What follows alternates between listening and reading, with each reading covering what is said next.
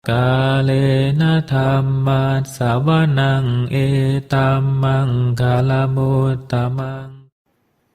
Penuturan syair Dhammapada di video ini ditujukan untuk kita renungkan.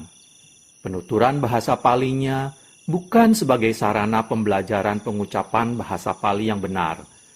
Meskipun demikian, penutur tetap berusaha sesuai kemampuannya untuk mengikuti aturan pengucapan menurut tata bahasa Pali. Namun dengan segala kerendahan hati, penutur memohon maaf atas kesalahan yang terjadi, baik dalam pengucapan maupun dalam pelantunan bahasa Pali dari bait-bait Dhammapada ini.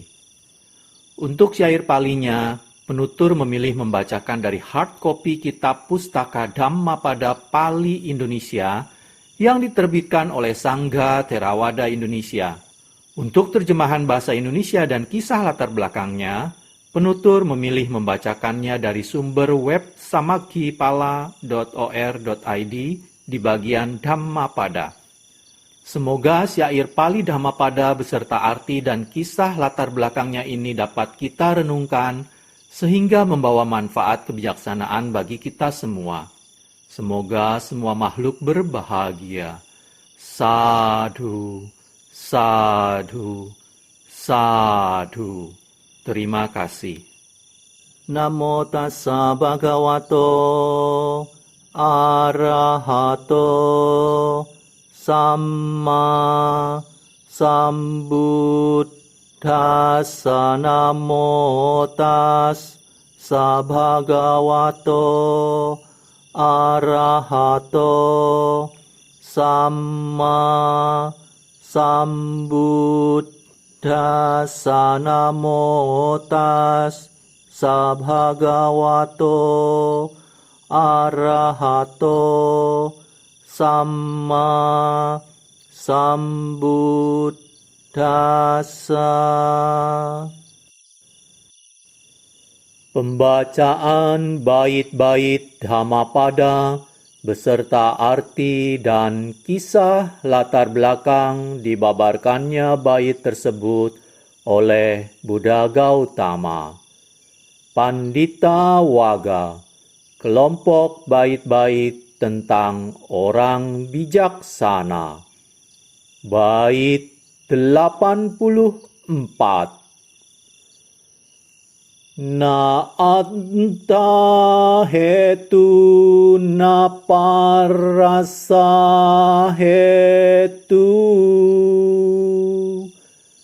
na putta micce na dhanang na rathang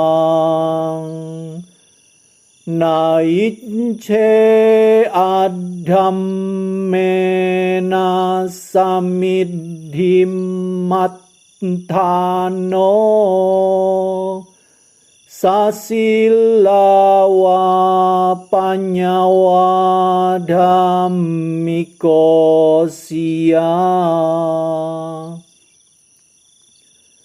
Bait 84 artinya, seseorang yang arif tidak berbuat jahat demi kepentingannya sendiri ataupun orang lain. Demikian pula, ia tidak menginginkan anak, kekayaan, pangkat, atau keberhasilan dengan cara yang tidak benar. Orang seperti itulah yang sebenarnya luhur, bijaksana, dan berbudi. Kisah latar belakang dibabarkannya bait 84 Pandita Waga oleh Buddha Gautama. Kisah Biku Dhammika. Dhammika tinggal di Sawathi bersama istrinya. Suatu hari, ia berkata kepada istrinya yang sedang hamil bahwa ia berkeinginan untuk menjadi seorang biku. Istrinya memohon kepadanya untuk menunggu sampai kelahiran anak mereka. Ketika anak tersebut lahir, ia kembali meminta kepada istrinya untuk memperbolehkannya pergi. Sekali lagi, istrinya memohon kepadanya untuk menunggu sampai anak tersebut dapat berjalan. Kemudian Dhamika berkata kepada dirinya sendiri, "Tidak ada gunanya bagiku meminta persetujuan dari istriku untuk menjadi bhikkhu. Saya harus berjuang untuk kebebasanku sendiri."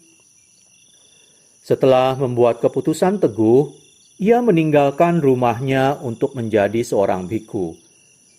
Sang Buddha memberikan objek meditasi kepadanya, dan ia mempraktekkan meditasi dengan sungguh-sungguh dan rajin. Tak lama kemudian, ia menjadi seorang arahat. Beberapa tahun setelah itu, beliau menengok rumahnya dengan maksud untuk mengajarkan Dhamma kepada istri dan anaknya. Anaknya menjadi bhikkhu dan kemudian mencapai tingkat kesucian arahat. Sang istri kemudian berkata, "Sekarang suami dan anakku telah meninggalkan rumah. Saya lebih baik pergi juga." Dengan dasar pertimbangan kata-kata tersebut, ia juga meninggalkan rumah dan menjadi bhikkhuni, dan akhirnya mencapai tingkat kesucian arahat juga.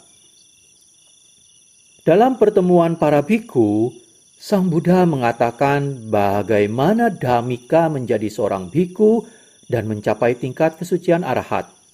Bagaimana Dhammika berupaya membuat anak dan istrinya menjadi arahat juga. Kepada mereka, Sang Buddha bersabda, "Para bhikkhu, orang bijaksana tidak menginginkan kekayaan dan kemakmuran yang diperoleh dengan cara tidak benar. Apakah hal itu dilakukan demi dirinya sendiri atau demi orang lain?